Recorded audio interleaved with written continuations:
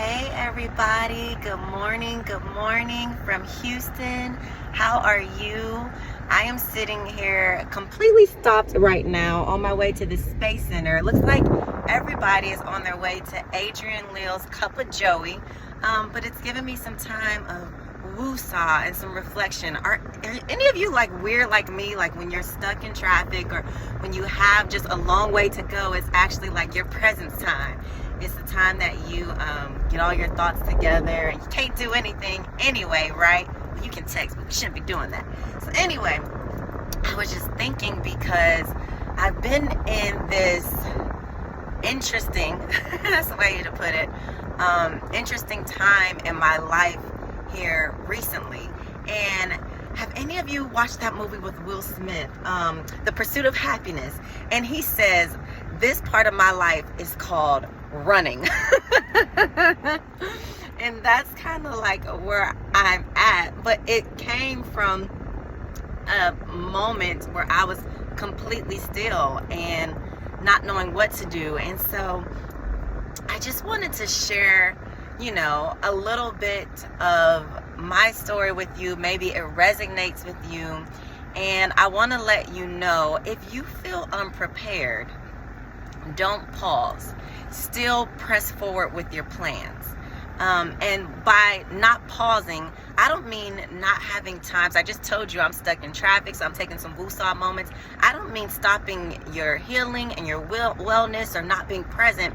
I mean, don't allow life circumstances and situations make you think that you're not good enough to still do what you love and to still show up giving the best of yourself.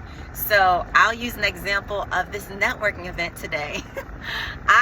I want to go to show up for my friend, and I want to be a support role. And in the past year, when I've gone to Cup of Joey's, I've had my business cards. I've, looked at who's in the room. I've just, had so many things together. Well, because here in the past month, I became woefully employed. I've started diving back into my own business. I'm a little bit here. I'm a little bit there. I'm like, man, this morning, y'all, I had Nayara on my left hip, and I was looking through our office. I was like, where's my business brochures? And I'm like, you ain't got time for that, girl. Just go. Just press forward.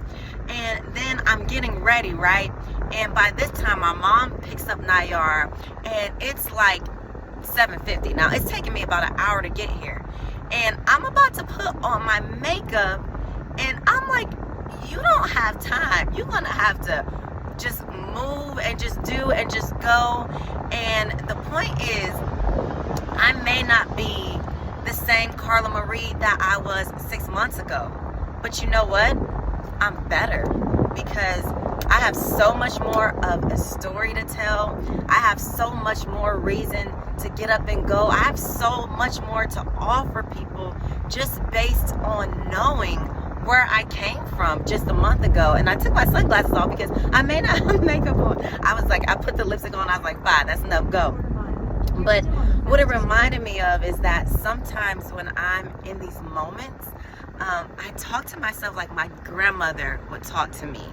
And a lot of us don't realize that through our grandmothers, because she wasn't maybe the image or the degree or all of these status and sort of markers that we're told are, examples of success and excellence and all that. We didn't realize that we had the greatest PhDs, the greatest life coaches, the greatest, people and purpose pushers that you could ever have. I was surrounded by so much wisdom. So anyway, had a flashback while I was sitting here on the road, and I was thinking about when I was a junior in college, and I had recently, my ex had passed, and my grandmother called me. Now, my grandmother is in Cleveland, Ohio at this time. I'm in university, at the University of Oklahoma, in Norman, Oklahoma.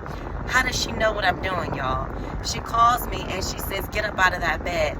And I say, I'm not in the bed, grandmother. And she goes, no. Yes, I want you to get up out of that bed. You've been in the bed too long. She said, there's a time to pause. There's a time to be still, and it's time for you to go. She said, get up, get up, get up. She knew. How did she know? I don't know. Like I told y'all, some people have a PhD in intuition and wisdom and grace, and it's up to us to give them their credit, right? So I'm just thinking, like, I'm not prepared, grandmother. And I start telling her, we've got this exam coming up. I'm behind. I'm thinking of dropping this class. And I just start naming all these things, maybe just 7 months ago, I was a winner of a pageant there, or I was leading, some organizations on campus. Recently I lost my ex, have friends spreading rumors about me, just all kind of things. And I'm just not feeling it. I don't even know if I want to be in school anymore. And so what my grandmother is telling me is, baby, you're there for a reason. You're there for a purpose. Get up, go to class. Don't worry about what you had yesterday and what you feel like you don't have today. Just go up and show up and be anyway. And I got up and I got dressed.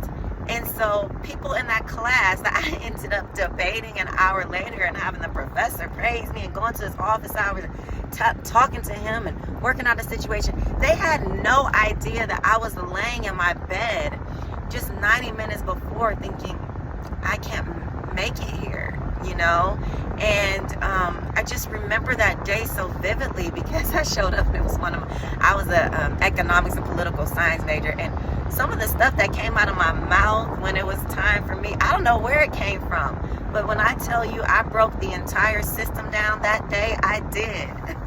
And when I tell you I lit a light of fire under my peers in that classroom, I did.